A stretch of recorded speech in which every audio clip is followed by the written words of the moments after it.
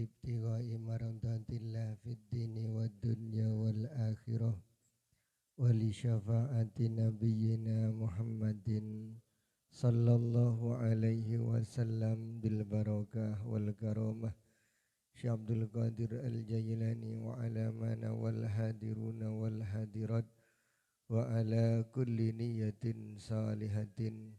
Al-Fatihah li subutil iman wal islam, Al-Fatihah li daf'il bala, Al-Fatihah li jalbil arzak wa qada'il hajat, syai'un lillahi lana wa lahumul Fatihah. A'udzu billahi minasy syaithanir rajim. Bismillahirrahmanirrahim. Alhamdulillahi rabbil alamin arrahmanir rahim maliki yaumiddin.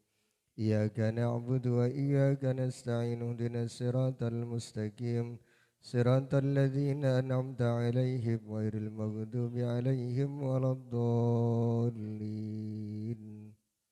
Assalamualaikum warahmatullahi wabarakatuh.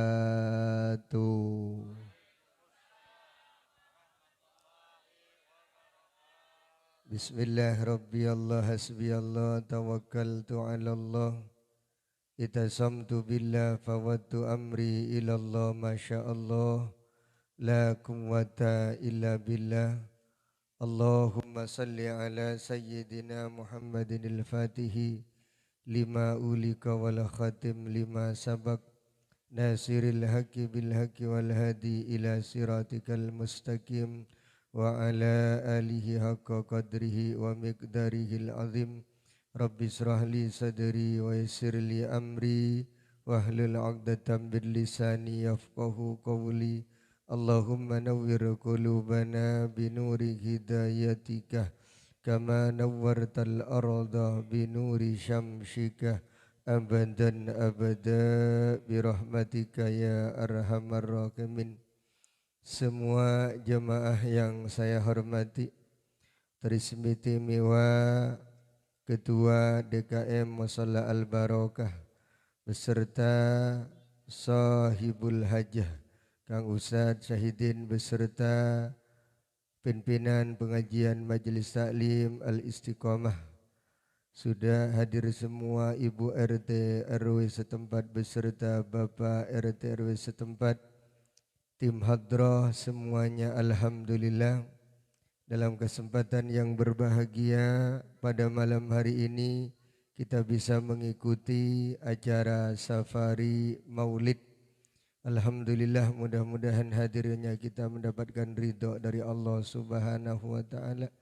Diberikan keberkahan rezeki, keberkahan umur, putra-putri yang saleh dan salehah, rumah tangga yang harmonis, sukses usaha dan cita-citanya, iman semakin bertambah, ibadah semakin istiqomah.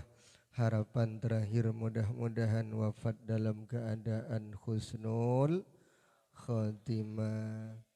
Jamaah yang dirahmati oleh Allah Subhanahu wa ta'ala, acara safari maulid menandakan bahwa kita sangat cinta kepada baginda Nabi kita Muhammad sallallahu alaihi wasallam, karena zaman sekarang mengadakan maulid ini ada yang mau, ada yang tidak mau. Tapi semakin banyak yang melarang, semakin banyak yang mengadakan safari maulid. Mudah-mudahan ini sebuah amaliyah yang diridhoi oleh Allah Subhanahu wa ta'ala, yang di dalamnya ada taklim, di dalamnya ada silaturahmi, di dalamnya pembacaan Maulid Al-Barzanji atau Simtud Durar. Tentunya di dalam itu juga ada acara yang merupakan acara kebaikan. Tidak ada acara yang tidak baik yang dilaksanakan seperti malam ini.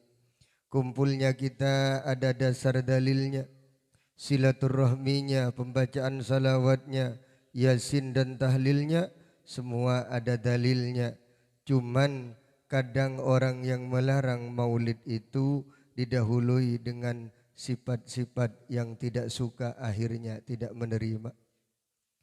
Padahal dalam hadis qudsi Allah menyatakan bi'izzati wa izzati wa jalali, dengan keagunganku, dengan kemuliaanku, kata Allah, lau atani bikulli tariqin, seandainya orang-orang mendatangiku, kata Allah, bikulli tariqin, dengan cara seperti apapun, wastaftahuli min kulli babin, kemudian orang tersebut mengetuk pintu untuk mengajukan permohonan kepadaku, kata Allah, lama fatahtu lahum, aku tidak akan pernah membuka pintu itu hatta yadkhulu khalfakah, sehingga orang itu berada di bawah atau di belakang Nabi kita Muhammad.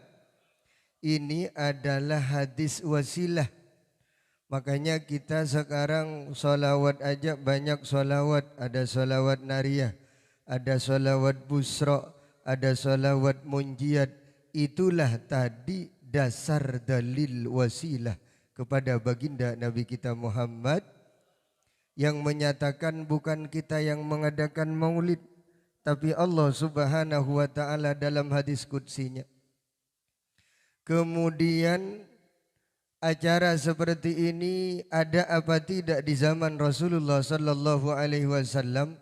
Tentu kalau kita baca hadis, dalam sebuah hadis Bukhari Muslim ada, Ibnu Hibban juga ada, hadis Imam Turmudi juga ada.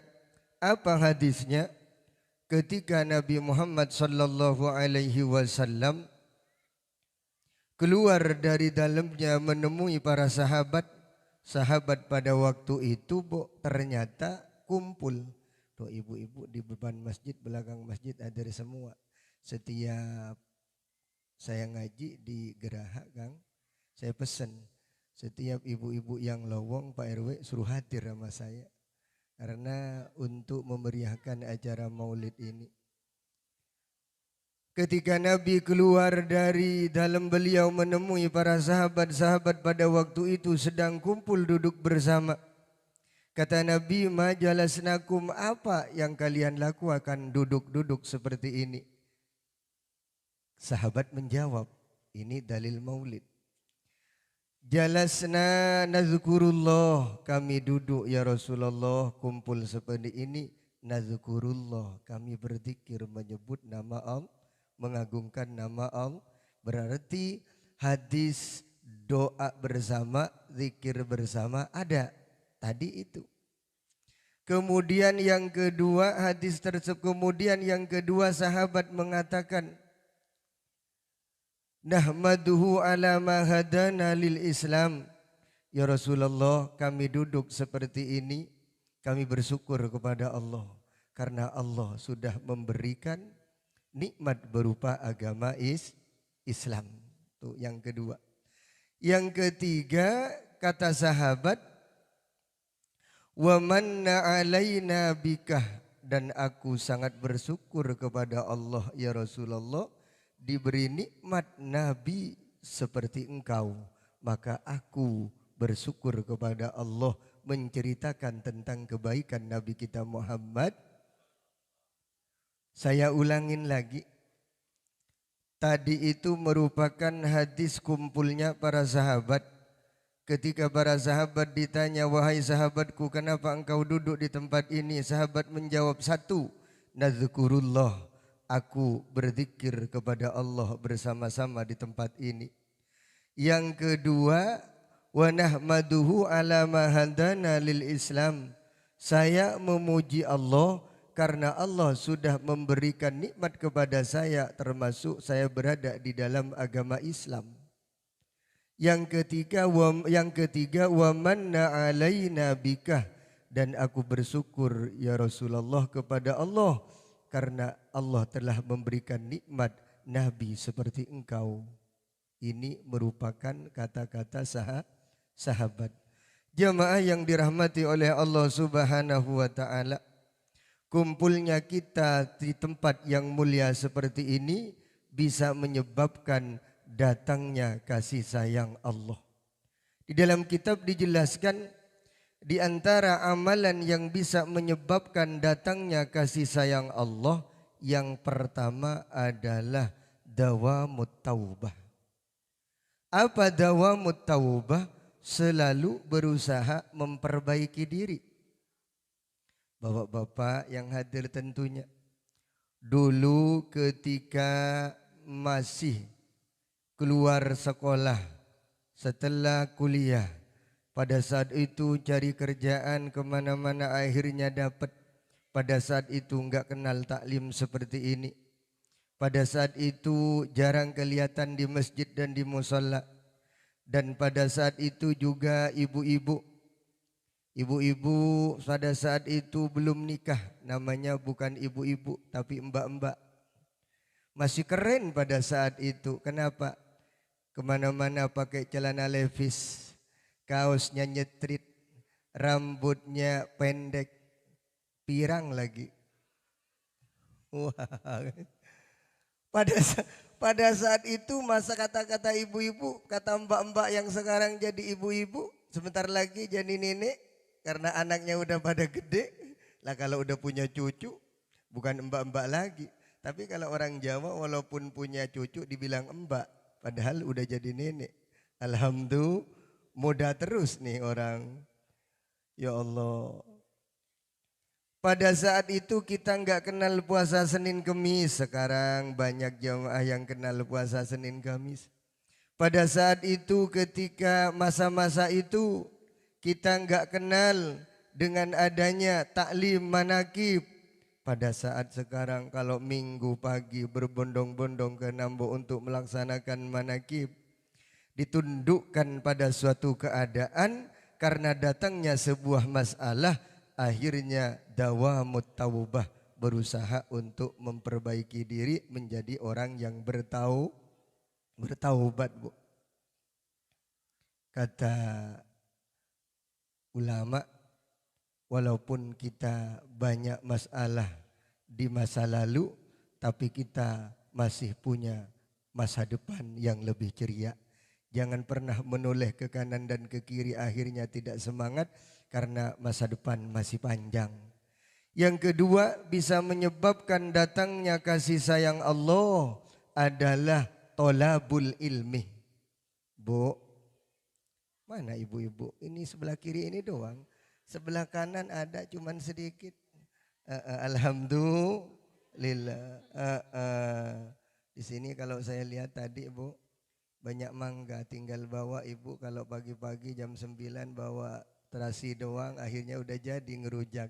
Alhamdulillah. Yang kedua tadi yang menyebabkan menjemput bisa mendatangkan kasih sayang Allah adalah tolabul ilmi. Menuntut ilmu seperti sekarang ini. Apa sebab Ustadz kok bisa mendatangkan rahmat Allah, kasih sayang Allah orang yang bertolabul ilmi? Karena orang yang rajin menuntut ilmu insya Allah pasti menjadi orang yang berbakti kepada Allah dengan sebab wasilah ilmunya. Kalau orang ingin bertaubat nggak tahu ilmunya, taubatnya mardudatun la tuqbalu, ditolak nggak diterima.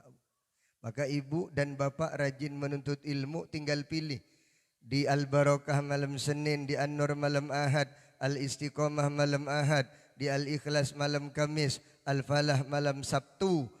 Di tempat-tempat yang lain juga banyak. Di Geraha aja kalau kita ngaji sama kayak anak pesantren kita. Walaupun pesantrennya jenggotnya udah ubanan. Mohon maaf sebelah kiri nggak ada putihnya, nggak ada hitamnya sama sekali. Alhamdulillah. Ya Allah. Itu yang kedua bisa mendatangkan kasih sayang Allah adalah orang yang bertolabul ilmi. Yang ketiga yang bisa menyebabkan datangnya kasih sayang Allah as-sakha'u, dermawan.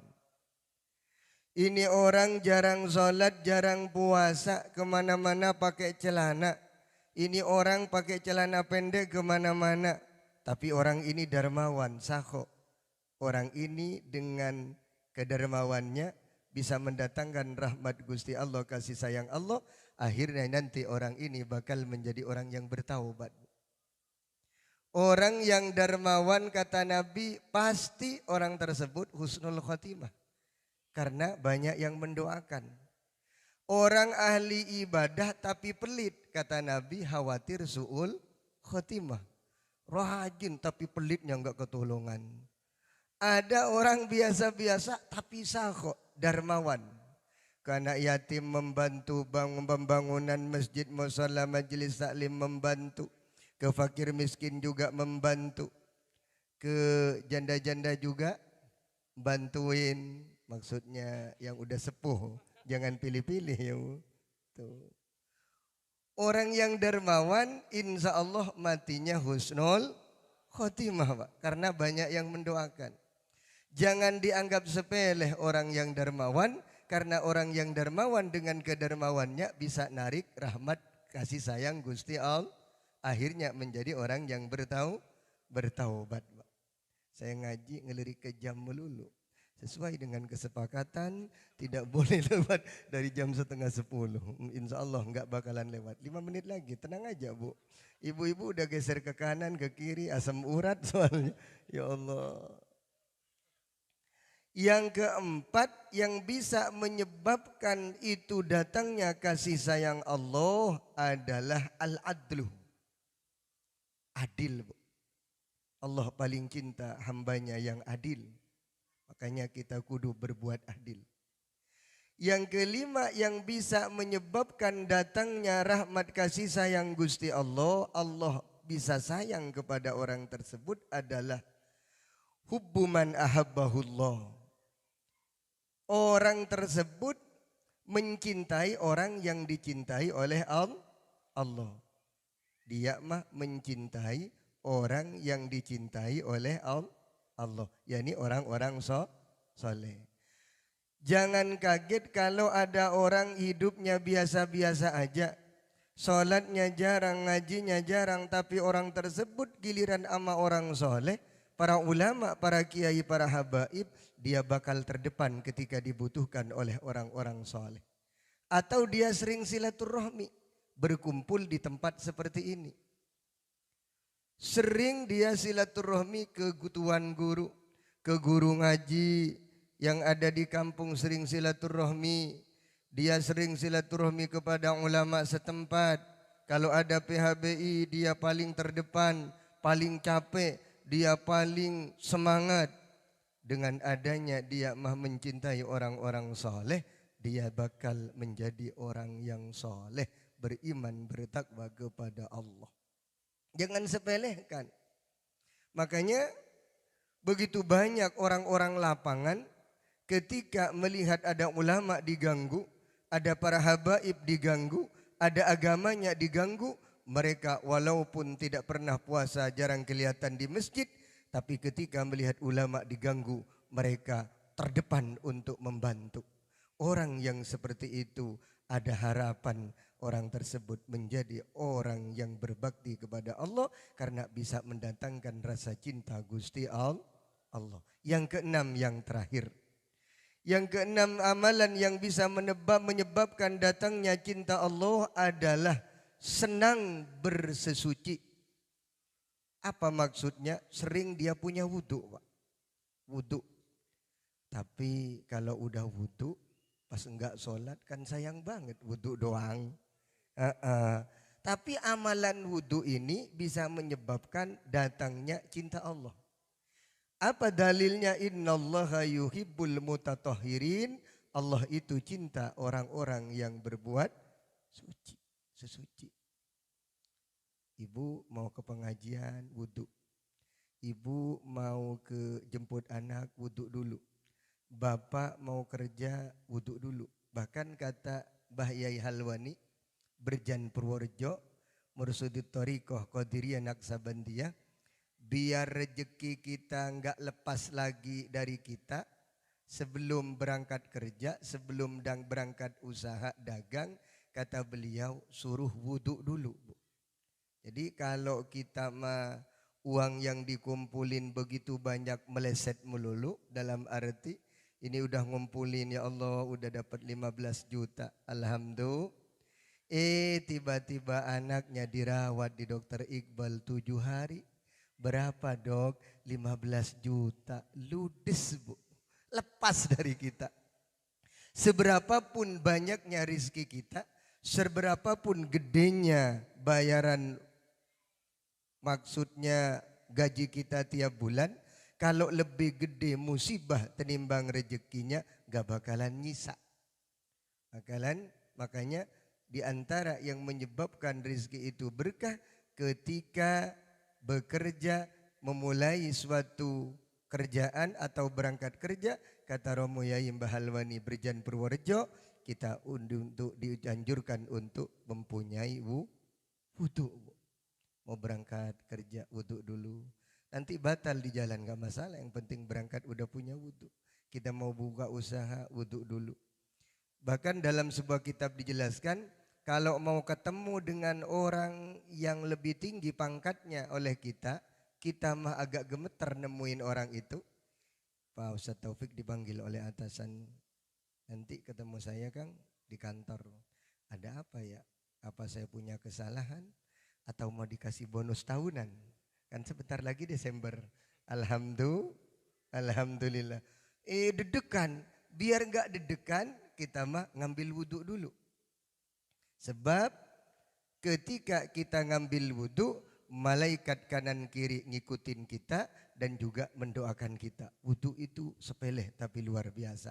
Saking pentingnya wudhu, sholat pun kalau gak punya wudhu dianggap tidak sah. Padahal wudhu hukumnya sunnah, bisa mubah.